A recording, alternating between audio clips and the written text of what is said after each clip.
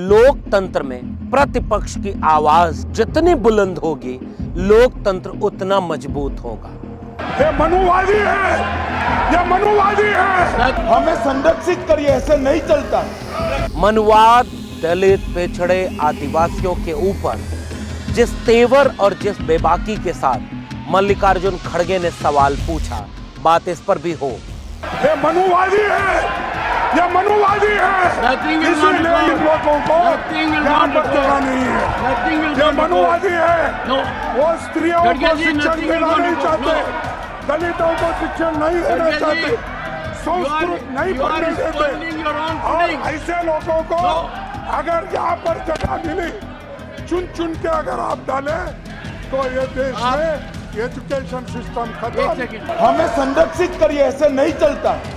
आपको डी राजा का भी वो भाषण सुनना होगा, जिसमें डी राजा ने कहा कि आप कहते हो भगवान हैं, हम भगवान को नहीं नकारते, लेकिन न्याय, समता, मानवता अगर भगवान के मूल्य हैं तो वो दिखने भी चाहिए। हम तो मोदी जी को भी भगवान मानने को तैयार हैं, लेकिन उनमें ऐसी कोई क्वालिफिकेशन हो भी तो।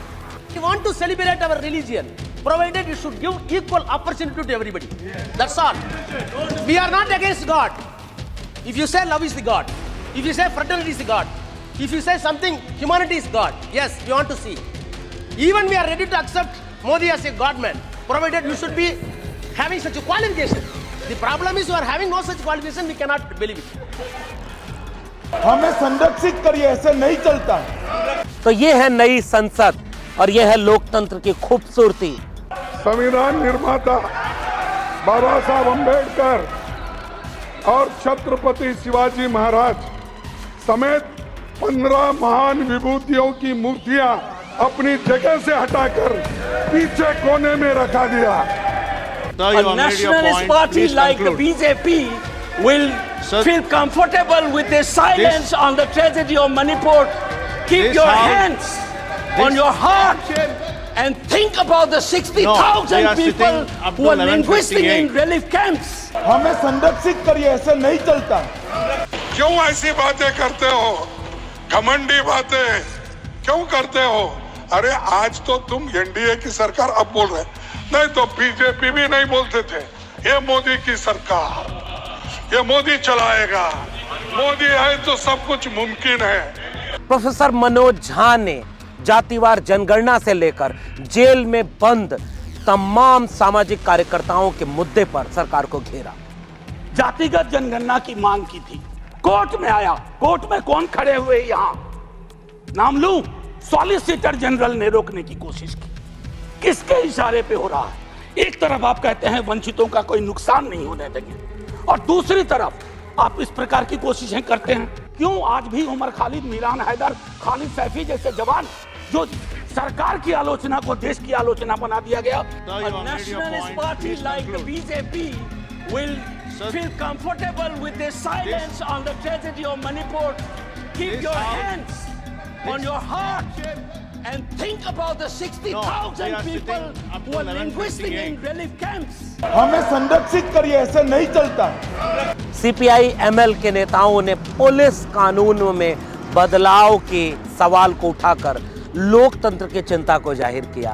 देश को कहा जाए कि पुलिस राज में तब्दील करने का एक तरह से षड्यंत्र है। विपक्ष बदलता है, तेवर बदलता है, लोकतंत्र का तकाजा है। I would keep quiet the moment the Prime Minister opened his mouth and a nationalist party says that Manipur is part of India and we care for the people of that state. Only then I will accept what is nationalism in our face. Thank you, Mr. Chairman. हमें संरक्षित करिए, ऐसे नहीं चलता। तो संजय सिंह जाते जाते अयोध्या का किस्सा फिर से कह गए कि राम ने कैसे सजा दी बीजेपी को। मान्यवर, प्रभु श्री राम है, आपने उनके लिए गाना बना दिया। जो राम को लाए हैं हम उनको लाएंगे। बताइए आप, यहां पर बैठा हुआ कोई व्यक्ति क्या इस हैसियत में है कि वो राम को ला सकता है? नहीं, भगवान श्री राम हम सबको लेके आए हैं। भगवान इंसान को लेके आता है, कोई इंसान भगवान को नहीं ला सकता। और प्रभु श्री राम के लिए हमारे एक बहुत पुराने कवि हैं यमुना प्रसाद उपाध्याय जी, उन्होंने लाइन लिखी थी कि तुम्हारी पोल पट्टी खोलने लग जाए तो क्या हो। तुम्हारी पोल पट्टी खोलने लग जाए तो क्या हो, अगर मंदिर की मूरत बोलने लग जाए तो क्या हो। बताओ ब्रह्म बेला में जहां तुम पाप धोते हो, वही सरयू का पानी खौलने लग जाए तो क्या हो। आज सरयू का पानी उबाल मार रहा है। महुआ मोइत्रा ने सीधे अपने ऊपर हुए हमलों का तथ्य व तर्क के साथ जवाब देते हुए करारा प्रहार किया। We have 33,000 gods in India, but in our democracy, the most supreme of them is the Ganadevata, the Lord of the people, and they have punished you. You may have formed the government again, but yours is a Pyrrhic victory, a victory which inflicts such a devastating toll on the victor that it is tantamount to a defeat.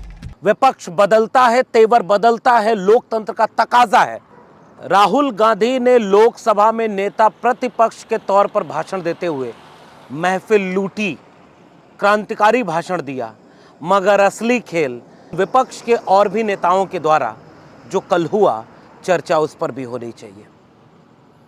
मनुवाद, ब्राह्मणवाद, दलित, पिछड़े, आदिवासियों के ऊपर जिस तेवर और जिस बेबाकी के साथ मल्लिकार्जुन खड़गे ने सवाल पूछा, बात इस पर भी हो।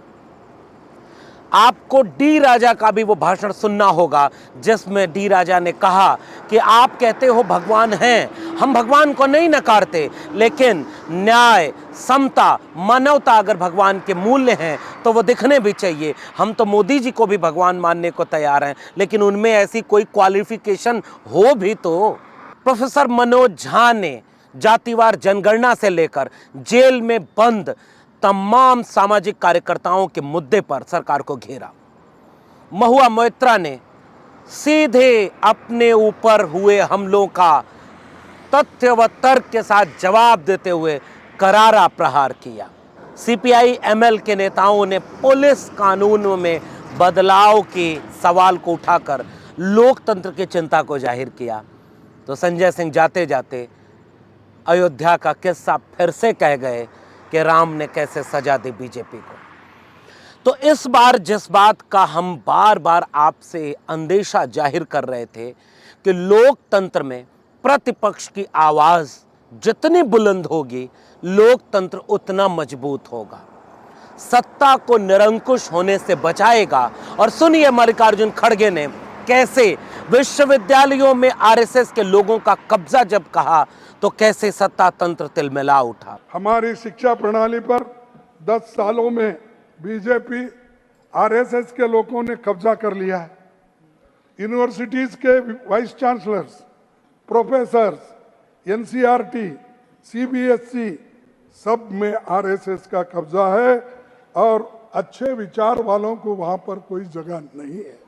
आप अपॉइंटमेंट का लिस्ट लगे, नहीं आप सेक्रेटरिएट में कितने भरे हैं, सुनिए, वीसी के कितने लोग हैं, किन जाति के लोग हैं, और प्रोफेसर किन जाति के हैं, सेंट्रल यूनिवर्सिटी में कितने हैं, आप लाओ लिस्ट। एक बार स्थान ग्रहण कीजिए। कोई गरीब है उसमें, स्थान कोई ग्रहण दलित कीजिए, है उसमें, स्थान ग्रहण कोई कीजिए, पिछड़ा है उसमें। आप देखिए, स्थान ग्रहण कीजिए। ये बात मैं कर रहा हूँ। आवेश में मेरे इस बात को अगर आप ठुकराते तो मेरा कोई आपका ये नहीं।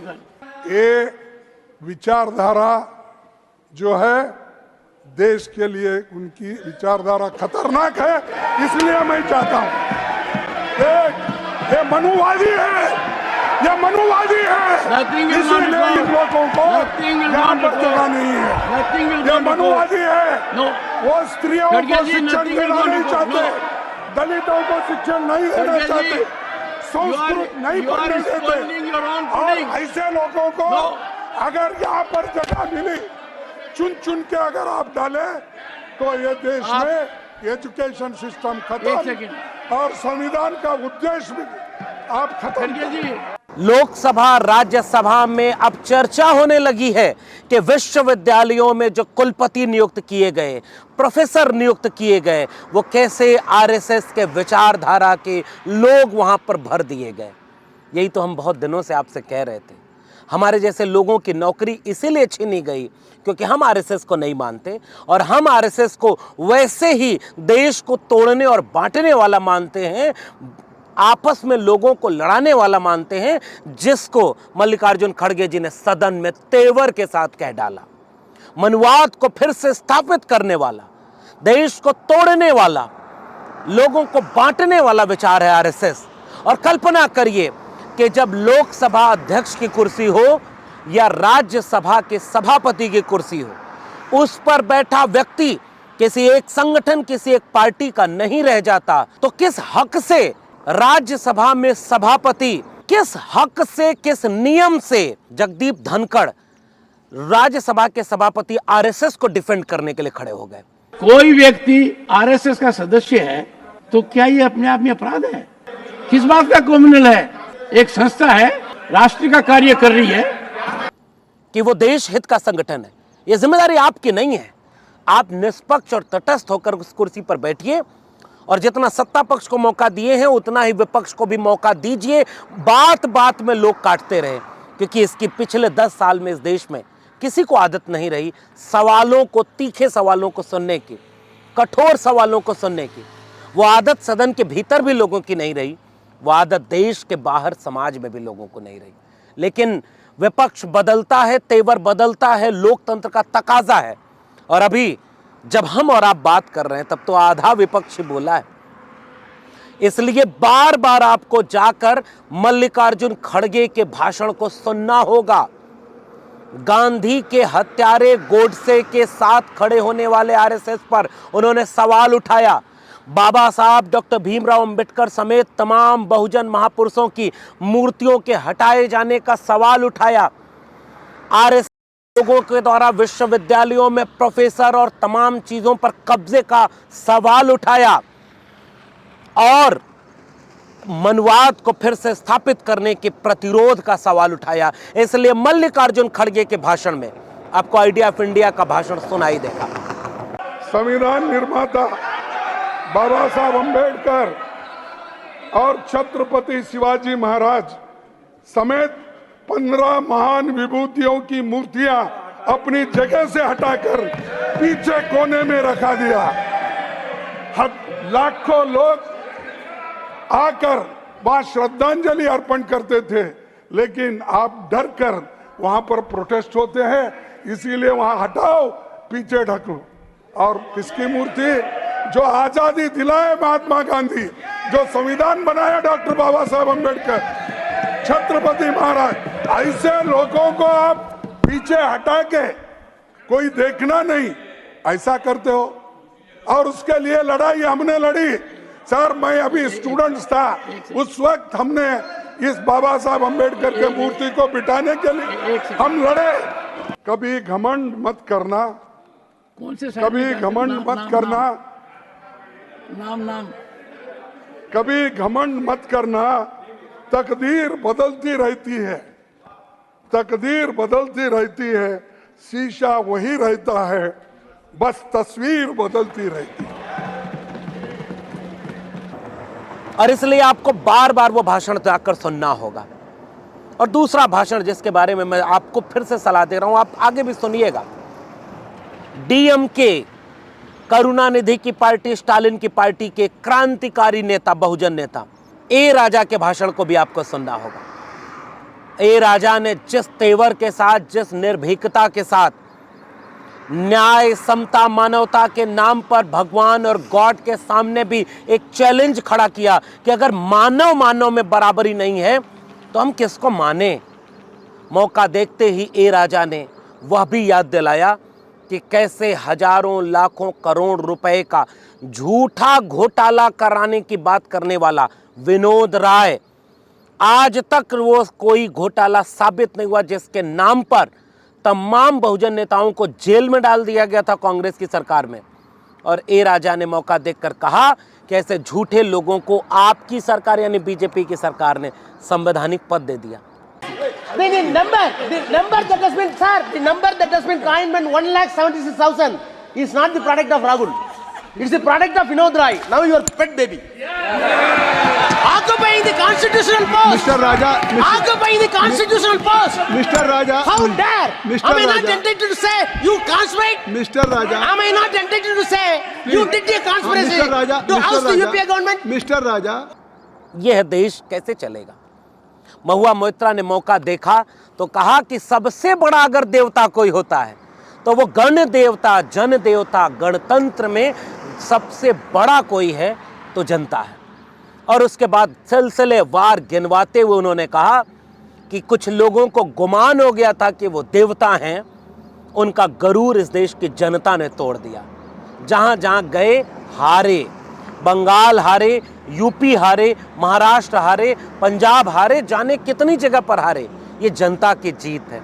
और महुआ मोइत्रा ने मौका देखकर कहा कि आप एक सांसद को बिठाने में लगे थे और उसके चक्कर में 63 लोग हार गए। Last time I stood here, I was not allowed to speak. I was not allowed to speak. But the ruling party has paid a very heavy price for throttling the voice of one MP. मुझे बैठाने का चक्कर में जनता ने आपके 63 सदस्यों 63 जन को परमानेंटली बैठा दिया. You have gone down from 303 to 240. In Bengal, the supreme leader started his Vijay Sankalp Yatra on March 1st in the constituency of Arambagh. Then came to Krishnanagar, then came to Barasat, ended on May 29th in Calcutta. मेरे ऊपर तो विशेष कृपा की उन्होंने, दो बार आए. The BJP lost all these seats. The Honorable Prime Minister did 23 campaign meetings in Bengal and lost in 20 seats. In Maharashtra, the Honorable Prime Minister campaigned in 18 seats. The NDA lost in 15 of them. एक अकेला कितनों पे भारी पड़ा. In Punjab, he campaigned in Hoshiarpur, in Jalandhar, in Patiala, in Gurdaspur. The BJP all lost all the 4 seats. एक अकेला कितनों पे भारी पड़ा. In Rajasthan, he campaigned at Banswara with the most disgraceful references to Muslims in outright violation of the law. The EC kept quiet. Not only did the BJP lose Banswara by over 2 lakh votes, the BJP, which had won 25 on 25 in 2019 and won the state government only months ago, came down to 14 seats. Ek akela kitno pe bhari pada. 3 states, Uttar Pradesh, Maharashtra and Bengal, account for 170 seats. That is exactly 1/3 of India. The BJP won in only 54 of them. Ek akela kitno pe bhari pada. ये तेवर था विपक्ष का, ये तेवर था विपक्ष का जिसमें प्रोफेसर मनोज झा राष्ट्रीय जनता दल की तरफ से खड़े होकर जातिवार जनगणना की बात कर रहे हैं, हिस्सेदारी के, आरक्षण के, सामाजिक न्याय के सवाल को उठा रहे हैं और सवाल कर रहे हैं कि हम नीतीश जी क्या करेंगे। अब सवाल पूछा जाएगा कि मिरान हैदर, उमर खालिद जेल में क्यों बंद हैं, और अदनान कफील दरवेश की इस कविता को जरूर सुनिए जो प्रोफेसर मनोज झा ने सुनाई। किसी ने चुनाव के वक्त कहा कि एक ही जाति है, वो है गरीबी। सुनने में शायराना लगता है, खूबसूरत लगता है, फिल्मी लगता है, लेकिन ऐसा क्यों है कि जातिगत हिरार्की में नीचे जाते हैं तो गरीबी बढ़ती है, ऊपर जाते हैं तो गरीबी घटती जाती है। अब मैं समझता हूं कि ये NFS, नॉन फाउंड सूटेबल, ये चिंता का विषय है सबको। अभी अनुप्रिया पटेल जी को चिट्ठी लिखनी पड़ी है। मैं बताऊं, ये एक मानसिक रोग है जो नॉन फाउंड सूटेबल करता है विश्वविद्यालयों में। इस मानसिक रोग से डील नहीं किया ना तो हमारी कथनी और करनी में मीलों का फासला होगा। कहा गया पहले की कुछ सरकार अनस्टेबल थी, लेकिन अगर आप प्रो पीपल लेजिस्लेशन का विश्लेषण करें तो सबसे ज्यादा खूबसूरत क्षण सो कॉल्ड कोalition गवर्नमेंट में आई है। और मुझे उम्मीद है कि आपकी इस कोalition गवर्नमेंट को भी उस प्रेशर को समझते हुए प्रो पीपल लेजिस्लेशन पे काम करना पड़ेगा। टू बिगिन विथ, अग्निवीर को सेना में भर्ती को पुरानी तरीके पर लाइए ताकि युवाओं के साथ न्याय हो पाए। मत भूलो कि तुम मुसलमान हो, बस 30 सेकेंड और लूंगा। मत भूलो कि तुम मुसलमान हो, बस लोगों को छलावा देते रहो कि तुम मुसलमान नहीं हो, वरना मारे जाओगे। राह चलते ख्याल रखो कि कहीं तुम्हारी कमीज से मुसलमान होने की बू तो नहीं आ रही। ख्याल रखो किसी से बहस करते हुए, कुछ बोलते हुए, कुछ करते हुए, यहां तक कि हंसते और रोते हुए भी कि कहीं तुम मुसलमान तो नहीं लग रहे हो, वरना मारे जाओगे। ये बात हमेशा याद रखो कि तुम एक मुसलमान हो और तुम मरोगे नहीं, एक दिन मारे जाओगे। विवेकहीनता, तर्कहीनता के समाज को ध्वस्त करिए। आइए हिंदुस्तान बनाएं, वो हिंदुस्तान जहां कोई फर्क ना हो, गले लग सकें। ये नहीं कि चुनावी मन से कुछ जमीन पे कुछ।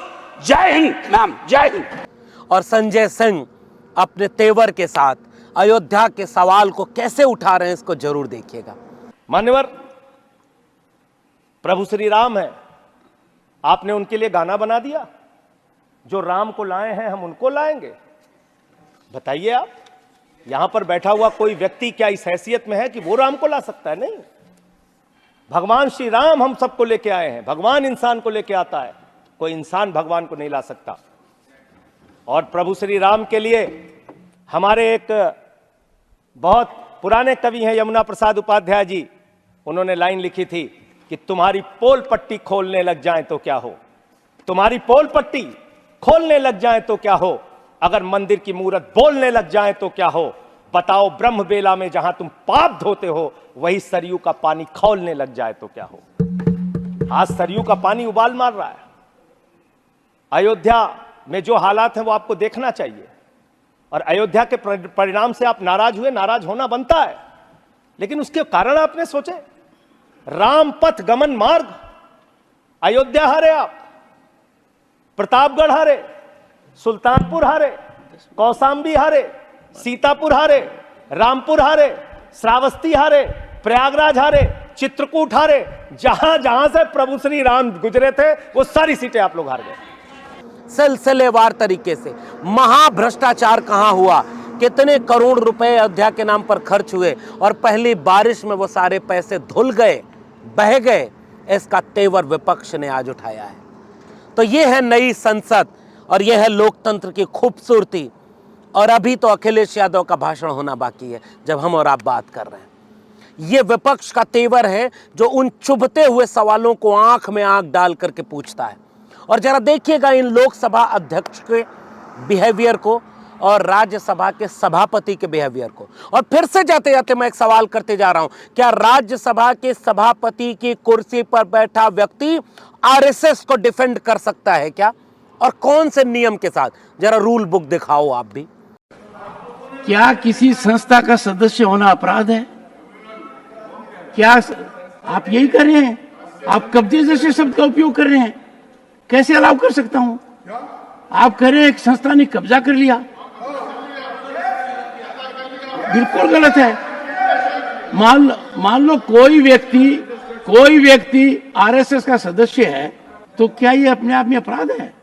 किस बात का क्रिमिनल है? एक संस्था है, राष्ट्र का कार्य कर रही है, राष्ट्र हित में कार्य कर रही है, देश और दुनिया में प्रमाणित लोग हैं, देश के लिए योगदान दे रहे हैं। दुनिया के अंदर सबसे ज्यादा आज के दिन उनमें योग्यता देख सकते हैं आप। This will not go on record. Please continue. आप वहां बैठकर कह रहे हैं सरकार बोले, आप कुर्सी पर बैठे हो, मानते हैं कि इस देश की बड़ी बड़ी कुर्सियों पर आरएसएस वालों को ही बिठाया गया है, बड़े बड़े विश्वविद्यालय में कुलपति बना दिया गया, प्रोफेसरों को आरएसएस की विचारधारा देखकर भरा गया, लेकिन देश किसी एक विचारधारा से नहीं चलता। और यही आरएसएस ऐसा है जो लोगों को तोड़ने और बांटने का काम करता है। जरा इस बात का जवाब दो आप भी कि कौन सी रूल बुक में लिखा है कि राज्यसभा का सभापति पद पर बैठा हुआ शख्स किस नियम से आरएसएस को राष्ट्रभक्त देशभक्त कहते हुए डिफेंड कर रहा है? यह काम सरकार का है, सत्ता पक्ष का है, बीजेपी और आरएसएस के लोगों का है। इसलिए मल्लिकार्जुन खड़गे के बयान में आपको विपक्ष का तेवर दिखेगा, ए राजा के बयान में आपको उनका तेवर दिखेगा। और यह लोकतंत्र का तेवर। कमर की कुर्सी बांध लीजिए। अभी आने वाले वक्त में भारत का संविधान और लोकतंत्र ऐसे और भी खूबसूरत दृश्य लेकर आपके बीच में हाजिर होगा। आपसे ये सारी बातें इसलिए साझा कर रहा हूं, हिम्मत रखिए। अन्याय के खिलाफ हमने जाने कितने साल से लड़ाई लड़ी और उसकी कुर्बानी झेली है। अब वो लड़ाई देश के सदन तक पहुंची है, मजबूती से पहुंची है, तो नाज होता है। अब यह लड़ाई आप तक पहुंचे, विचारधारा की लड़ाई, तो कम से कम आप भी जागरूक और सजग रहें और सदन को करीब से देखिए। आने वाले दिनों में कुछ और खूबसूरत वाक़ये देखने को मिलेंगे। शुक्रिया।